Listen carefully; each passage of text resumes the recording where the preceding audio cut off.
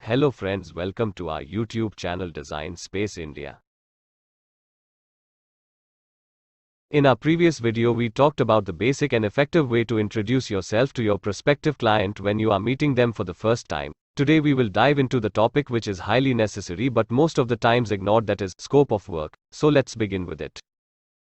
What is scope of work? It is the checklist of the services and tasks that are mutually decided by the client and the designer in terms of project planning. Scope of work is generally the first step towards project planning. Once the client has shortlisted the designer based on the merits and skills of the designer, scope of work is a decisive action towards project planning and proves to be benefiting both the client and the designer.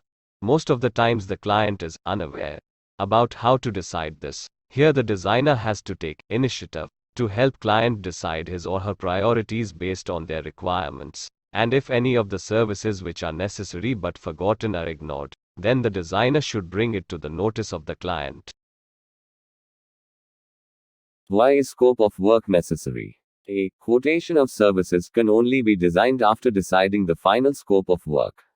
It gives a general idea for budget planning of the proposed design project. It is always better to have a scope of work prior designing and execution, as it maintains the clarity between both the client and the designer. There are possibilities of work-related disputes later on during the time of site execution. Scope of work helps to avoid such occurrence. A well-planned project is a win-win situation for the client and the designer.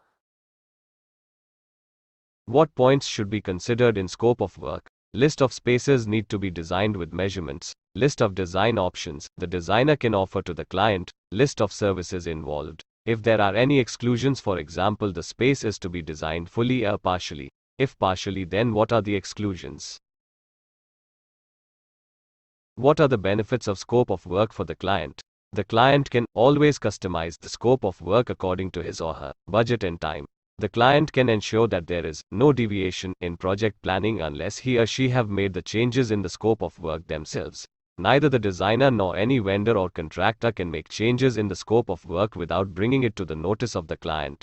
Identifying the progress of work with respect to scope of work becomes easy for the client. At the stage for quantification and final billing, scope of work always comes handy. Scope of work ensure the client that the site is progressing as per his or her say. What are the benefits of the scope of work for the designer?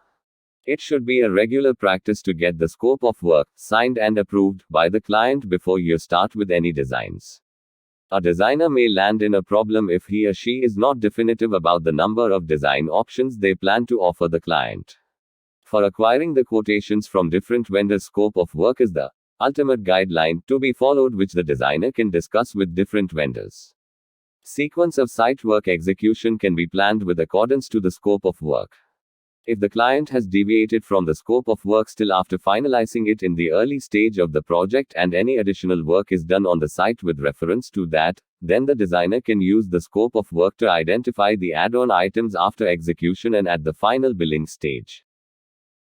Thank you friends for watching this video tutorial. Do not forget to like, share, and subscribe. Design Space India, your own channel which offers you vital information which is absolutely free about the tips and tricks in interior design. You can also follow us on Facebook and Instagram. Find links of the same in the description below. Leave your feedback in comments section. Stay tuned as our next topic will unfold more about how you can design your project quotations. See you next time.